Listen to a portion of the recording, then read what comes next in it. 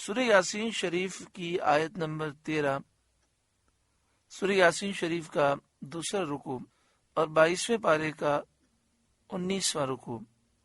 اللہ رب العالمین نے ارشاد فرمایا وَاضْرِبْ لَهُم مَثَلًا أَصْحَابَ الْقَرْيَةِ، اور ان سے نشانیاں بیان کرو اس شہر والوں کی۔ اس شہر سے مراد انطاکیہ ہے۔ یہ ایک بڑا شہر تھا، اس میں چشمے تھے، کئی پہاڑ تھے، اور ایک مضبوط دیوار تھی جو چاروں طرف اس شہر کو گھیرتی تھی۔ ایک سنگین شہر پناہ تھا۔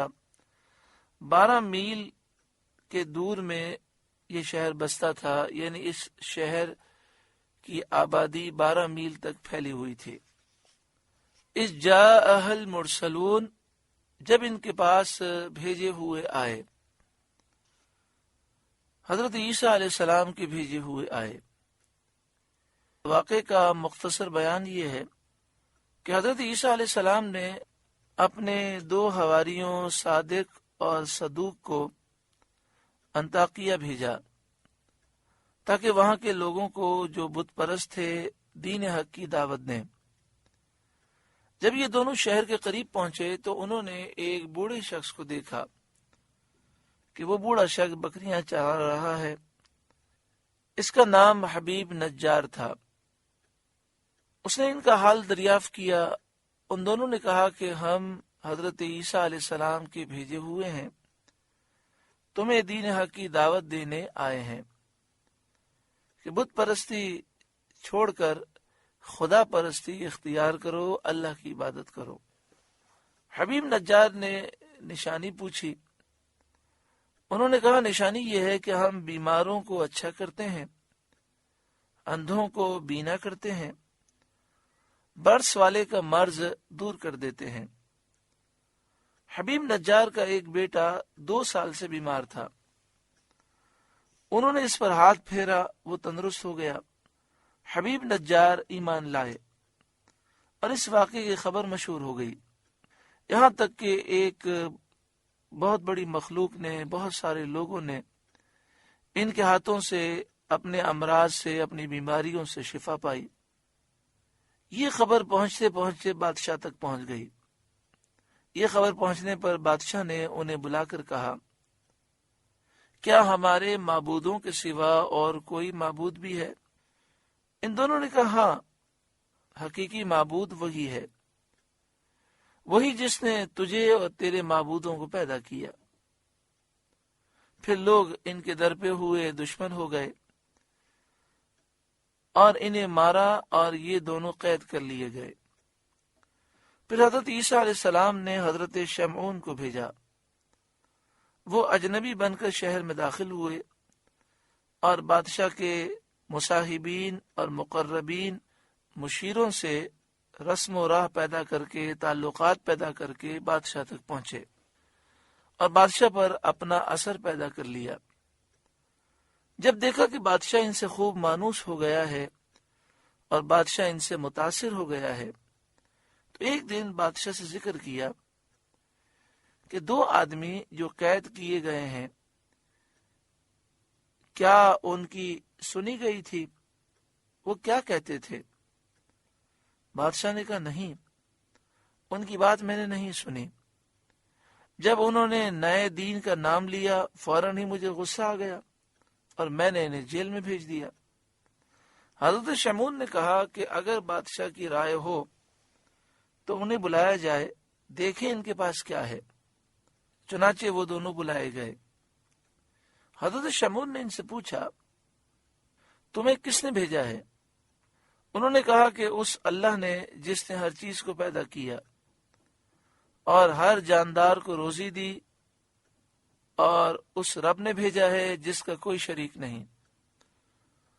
حضرت شمعون نے کہا کہ اس کی مختصر صفت بیان کرو، اللہ تعالیٰ کی صفت بیان کرو۔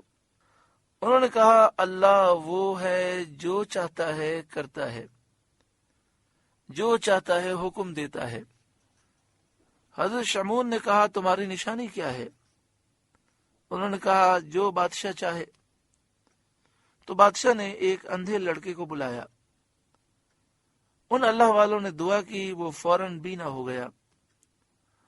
حضرت شمعون نے بادشاہ سے کہا کہ اب مناسب یہ ہے کہ تو اپنے معبودوں سے کہہ کہ وہ بھی ایسا ہی کر کے دکھائیں تاکہ تیری اور ان کی عزت ظاہر ہو. بادشاہ نے حضرت شمعون سے کہا کہ تم سے کچھ چھپانے کی بات نہیں ہے. ہمارا معبود نہ دیکھے نہ سنے، نہ کچھ بگاڑ سکے نہ کچھ بنا سکے. پھر بادشاہ نے ان دونوں حواریوں سے کہا کہ اگر تمہارے معبود کو مردے کے زندہ کر دینے کی قدرت ہو تو ہم اس پر ایمان لے آئیں. انہوں نے کہا ہمارا معبود ہر شے پر قادر ہے. بادشاہ نے ایک کسان کے لڑکے کو منگایا جس کو مرے ہوئے 7 دن ہو گئے تھے. جسم خراب ہو چکا تھا، بدبو پھیل رہی تھی. ان کی دعا سے اللہ تعالی نے اس کو زندہ کیا اور وہ اٹھ کھڑا ہوا اور کہنے لگا میں مشرک مرا تھا، مجھ کو جہنم کی 7 وادیوں میں داخل کیا گیا. میں تمہیں آگاہ کرتا ہوں، اطلاع دیتا ہوں، تمہیں میں خبر دیتا ہوں کہ جس دین پر تم ہو بہت نقصان دہ دین ہے، ایمان لاؤ. اور کہنے لگا کہ آسمان کے دروازے کھلے اور ایک حسین جوان مجھے نظر آیا جو ان تینوں شخصوں کی سفارش کرتا ہے. بادشاہ نے کہا کون 3؟ اس نے کہا ایک شمعون اور 2 یہ. تب بادشاہ کو معلوم ہوا کہ حضرت شمعون بھی ان کے ساتھی ہیں. بادشاہ کو تعجب ہوا. جب حضرت شمعون نے دیکھا کہ اس کی بات بادشاہ پر اثر کر گئی تو حضرت شمعون نے بادشاہ کو نصیحت کی. وہ ایمان لایا اور اس کی قوم کے کچھ لوگ ایمان لائے اور اکثر لوگ ایمان نہ لائے اور وہ اللہ تعالیٰ کے عذاب سے ہلاک کیے گئے. ارشاد فرمایا اذ ارسلنا الیہم اثنین، جب ہم نے ان کی طرف 2 بھیجے، یعنی 2 حواری. حضرت کعب رضی اللہ تعالیٰ عنہ کا فرمان ہے کہ ایک کا نام صادق تھا، دوسرے کا نام صدوق. لیکن حضرت وہب نے فرمایا کہ ایک کا نام یوحنا اور دوسرے کا نام بولس تھا. فکذبوہما، پھر انہوں نے ان کو جھٹلایا، یعنی کافروں نے ان دونوں کو جھٹلا دیا. فعززنا بثالث، تو ہم نے تیسرے سے زور دیا، طاقت دی، یعنی حضرت شمعون سے تقویت اور تائید پہنچائی. فقالو، اب ان سب نے کہا، یعنی تینوں نے کہا، انا الیکم مرسلون، کہ بے شک ہم تمہاری طرف بھیجے گئے ہیں. قالو، وہ بولے، ما انتم الا بشر مثلنا، تم تو نہیں مگر ہم جیسے آدمی. وما انزل الرحمن من شیء، اور رحمان نے کچھ نہیں اتارا. ان انتم الا تکذبون، تم نرے جھوٹے ہو، تم صرف جھوٹ بولتے ہو. قالو، وہ بولے، ربنا یعلم انا الیکم لمرسلون، ہمارا رب جانتا ہے کہ بے شک ضرور ہم تمہاری طرف بھیجے گئے ہیں. وما علینا الا البلاغ المبین، اور ہمارے ذمے نہیں مگر صاف پہنچا دینا، یعنی ہماری ذمہ داری یہ ہے کہ واضح دلائل کے ساتھ صاف پیغام تمہیں پہنچا دیں. اور اللہ رب العالمین اندھوں کو، بیماروں کو اچھا کرتا ہے، مردوں کو زندہ کرتا ہے. یہ نشانیاں ہم تمہیں دکھاتے ہیں. قالو، وہ بولے، انا تطیرنا بکم، ہم تمہیں منحوس سمجھتے ہیں، یعنی جب سے تم آئے ہو بارش ہی نہیں ہوئی، لہذا ہم تمہیں منحوس سمجھتے ہیں. لئن لم تنتہوا، بے شک اگر تم باز نہ آئے، اپنے دین کی تبلیغ سے تم باز نہ آئے اور یہ سلسلہ تم نے بند نہ کیا، لنرجمنکم، تو ضرور ہم تمہیں سنسار کریں گے، پتھر ماریں گے، وَلَا يَمَسَّنَّكُم مِّنَّا عَذَابٌ أَلِيمٌ، اور بے شک ہمارے ہاتھوں تم پر دکھ کی مار پڑے گی، ہم تمہیں سخت تکلیف دیں گے۔ قالو، ان اللہ والوں نے فرمایا، طائرکم معکم، تمہاری نحوست تو تمہارے ساتھ ہے، یعنی تمہاری نحوست تو تمہارا اپنا کفر کرنا ہے، جو تم انکار کرتے ہو یہ تمہاری نحوست ہے جس کی وجہ سے تم پر بلائیں آئی ہیں۔ اَإِن ذُكِّرْتُمْ، کیا اس پر بدکتے ہو کہ تم سمجھائے گئے، یعنی جب تمہیں نصیحت کی جاتی ہے اور تمہیں اسلام کی دعوت دی گئی اور جب تمہیں نصیحت کی گئی تو تمہیں برا لگا، بل انتم قوم مسرفون، بلکہ تم حد سے بڑھنے والے لوگ ہو، تم گمراہی میں، سرکشی میں حد سے بڑھ گئے ہو، اور یہی بڑی نحوست ہے۔ وَجَاءَ مِنْ أَقْصَى الْمَدِينَةِ رَجُلٌ يَسْعَى، اور شہر کے پرلے کنارے سے ایک مرد دوڑتا آیا، یعنی حبیب نجار، جو پہاڑ کے غار میں مصروف عبادت الہی تھے۔ جب انہوں نے سنا کہ قوم نے ان اللہ والوں کو جھٹلا دیا تو وہ ان اللہ والوں کی مدد کے لیے آئے۔ یہاں پر حبیب نجار کی شان و عظمت دیکھیں کہ انہوں نے یہ نہ دیکھا کہ پوری قوم مخالف ہے، سینکڑوں لوگ ہیں، میں اکیلا ان 3 افراد کی کیا مدد کر سکتا ہوں۔ اس واقعے میں یہ درس ہے کہ ہمیں دین کی خاطر نکلنا چاہیے، اور اس میں اگر جان بھی چلی جائے تو پرواہ نہیں کرنی چاہیے۔ انہوں نے اس طرح کی گفتگو کی کہ لوگوں نے مبلغین پر حملہ کرنے کے بجائے ان پر حملہ کیا اور اتنے پتھر برسائے کہ وہ شہید ہو گئے۔ تو اللہ والوں کا یہ طریقہ ہے کہ وہ جان کی پرواہ نہیں کرتے، حق بات کہتے ہیں۔ بڑے خوش نصیب ہیں وہ لوگ جو اپنی ذات کے لیے نہیں، اپنے مسائل کے لیے نہیں، بلکہ نبی اکرم صلی اللہ علیہ وآلہ وسلم کی عزت کی خاطر باہر نکلتے ہیں، روڈوں پر نکلتے ہیں، احتجاج کرتے ہیں، اور یہ صدا بلند کرتے ہیں کہ ہم نبی اکرم صلی اللہ علیہ وسلم کی گستاخی برداشت نہیں کر سکتے۔ پھر ان پر لاٹھی چارج ہوتا ہے، آنسو گیس پھینکی جاتی ہے، جیلوں میں ڈالا جاتا ہے، لیکن وہ پرواہ نہیں کرتے۔ اللہ تعالیٰ ان کے صدقے میں ہماری بخشش و مغفرت فرمائے، اور اللہ ہمیں بھی جرت و بہادری نصیب فرمائے۔ نبی اکرم صلی اللہ علیہ وسلم کی محبت میں ہمیں اپنا سب کچھ قربان کرنے کی توفیق عطا فرمائے۔ تحریک لبیک یا رسول اللہ، جو استاد محترم شیخ الحدیث و تفسیر حضرت علامہ خادم حسین رضوی دامت برکاتہم العالیہ کی سربراہی میں قائم ہوئی، اور اس کا مقصد پوری دنیا میں نبی اکرم صلی اللہ علیہ وآلہ وسلم کی عزت کا تحفظ ہے۔ اللہ تعالیٰ اس تحریک کو عظیم الشان کامیابی نصیب فرمائے اور ہمیں اس تحریک کا ساتھ دینے کی توفیق عطا فرمائے۔ وَجَاءَ مِنْ أَقْصَى الْمَدِينَةِ رَجُلٌ يَسْعَى، اور شہر کے پرلے کنارے سے ایک مرد دوڑتا آیا، دور کے کنارے سے۔ یہ حبیب نجار تھے جو دور پہاڑ کے غار میں اللہ کی عبادت مصروف تھے۔ جب عبادت کرنے کا وقت تھا تو انہوں نے عبادت کی، جب باہر نکلنے کا وقت آیا تو وہ عبادت چھوڑ کر باہر نکلے، اور یہ باہر نکلنا بھی عبادت الہی ہے۔ قال، وہ بولے، یا قوم اتبعوا المرسلین، اے میری قوم بھیجے ہوں کی پیروی کرو، ان کی باتیں مانو۔ اتبعوا من لا يسألكم اجرا وهم مهتدون، ایسوں کی پیروی کرو جو تم سے کچھ اجر نہیں مانگتے اور وہ راہ پر ہیں، تم سے کچھ اجرت نہیں مانگتے، مزدوری نہیں مانگتے، اور وہ ہدایت یافتہ ہیں۔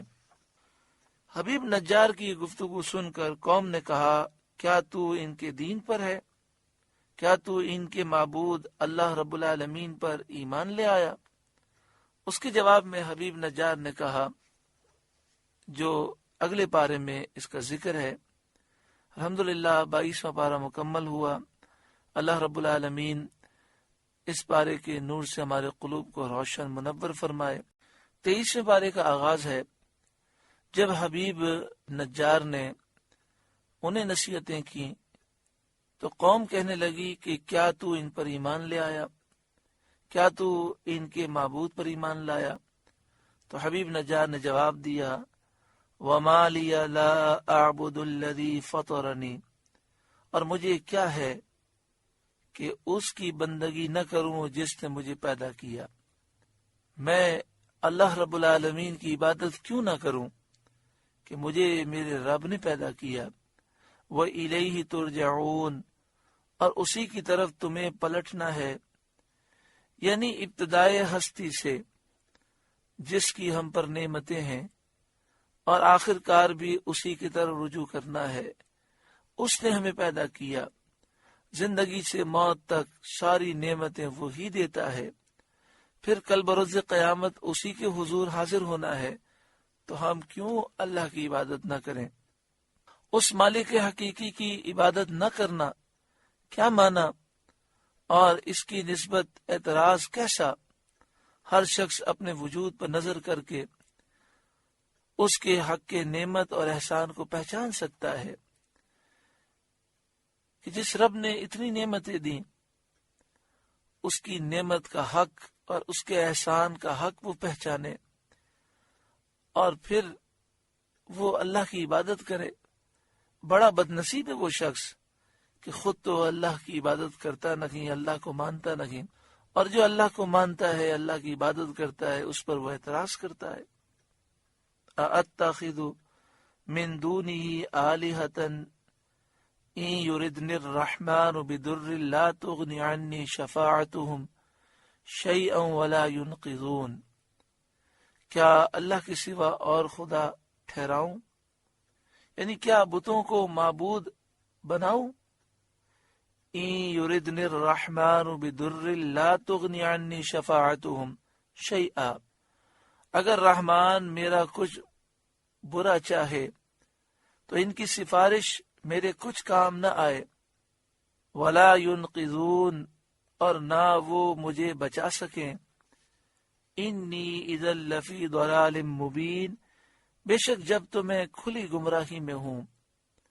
جب حبیب نجار نے اپنی قوم سے ایسا نصیحت آمیز کلام کیا تو وہ لوگ ان پر یک بار کی ٹوٹ پڑے اور ان پر پتھراؤ شروع کیا اور پاؤں سے کچلا، یہاں تک کہ قتل کر ڈالا۔ حبیب نجار شہید ہو گئے۔ ان کی قبر انطاکیہ میں ہے۔ جب قوم نے ان پر حملہ شروع کیا تو انہوں نے حضرت عیسیٰ علیہ السلام کے بھیجے ہوئوں سے بہت جلدی کر کے یہ کہا، انی آمنت بربکم فاسمعون، بے شک میں تمہارے رب پر ایمان لایا تو میری سنو، یعنی میرے ایمان کے گواہ رہو۔ جب وہ شہید ہو چکے تو بطریق اکرام ان سے فرمایا گیا، قیل ادخل الجنہ، ان سے فرمایا گیا کہ جنت میں داخل ہو۔ جب وہ جنت میں داخل ہوئے اور وہاں کی نعمتیں دیکھیں، قالا، کہا، یا لیت قومی یعلمون، کسی طرح میری قوم جانتی، بما غفر لی ربی، جیسی میرے رب نے میری مغفرت کی، وجعلنی من المکرمین، اور مجھے عزت والوں میں کیا۔ حبیب نجار نے یہ تمنا کی کہ ان کی قوم کو معلوم ہو جائے کہ اللہ تعالیٰ نے حبیب کی مغفرت کی اور اکرام فرمایا، تاکہ قوم کو مرسلین کے دین کی طرف رغبت ہو۔ جب حبیب نجار شہید کر دیے گئے تو اللہ رب العالمین کا اس قوم پر غضب ہوا اور ان کی سزا میں تاخیر نہ فرمائی گئی۔ حضرت جبریل کو حکم ہوا اور ان کی ایک ہی ہولناک آواز سے سب کے سب مر گئے۔ وما انزلنا على قومه من بعده من جند من السماء، اور ہم نے اس کے بعد ان کی قوم پر آسمان سے کوئی لشکر نہ اتارا، یعنی اس قوم کو ہلاک کرنے کے لیے آسمان سے کوئی لشکر نہ اتارا۔ وما كنا منزلین، اور نہ ہمیں وہاں کوئی لشکر اتارنا تھا۔ ان كانت الا صیحة واحدہ، وہ تو بس ایک ہی چیخ تھی۔ فاذا هم خامدون، جبھی وہ بجھ کر رہ گئے، فنا ہو گئے، جیسے آگ بجھ جاتی ہے۔ یا حسرتن علی العباد، اور کہا گیا ہائے افسوس ان بندوں پر، یعنی ان پر اور جتنے ان کے جیسے ہیں، تمام کے تمام جو رسولوں کا انکار کر کے ہلاک ہوئے۔ یا حسرتن علی العباد، اور کہا گیا کہ ہائے افسوس ان بندوں پر۔ ما یأتیہم من رسول الا کانوا بہ یستہزئون، جب ان کے پاس کوئی رسول آتا ہے تو اس سے ٹھٹا ہی کرتے ہیں، مذاق اڑاتے ہیں۔ الم یروا کم اہلکنا قبلہم من القرون، کیا انہوں نے نہ دیکھا ہم نے ان سے پہلے کتنی قومیں ہلاک فرمائیں۔ یعنی اہل مکہ نے کیا یہ منظر نہ دیکھا؟ وہ اہل مکہ جو نبی کریم صلی اللہ علیہ وآلہ وسلم کی تکذیب کرتے ہیں، آپ کو جھٹلاتے ہیں، کیا انہوں نے پچھلی قوموں کے تباہی کے آثار نہیں دیکھے؟ الم یروا کم اہلکنا قبلہم من القرون، کیا انہوں نے نہ دیکھا ہم نے ان سے پہلے کتنی قومیں ہلاک فرمائیں۔ انہم الیہم لا یرجعون، کہ وہ اب ان کی طرف پلٹنے والی نہیں، یعنی دنیا کی طرف لوٹنے والے نہیں۔ کیا یہ لوگ ان کے حال سے عبرت حاصل نہیں کرتے؟ وَإِن كُلٌّ لَمَّا جَمِيعٌ لَدَيْنَا مُحْضَرُونَ، اور جتنے بھی ہیں سب کے سب ہمارے حضور حاضر لائے جائیں گے، یعنی تمام امتیں قیامت کے دن ہمارے دربار میں حساب کے لیے موقف میں حاضر کی جائیں گی۔ سورہ یاسین شریف کا دوسرا رکوع مکمل ہوا۔ اللہ رب العالمین ہمیں عمل کی توفیق عطا فرمائے، خاتمہ بالایمان نصیب فرمائے۔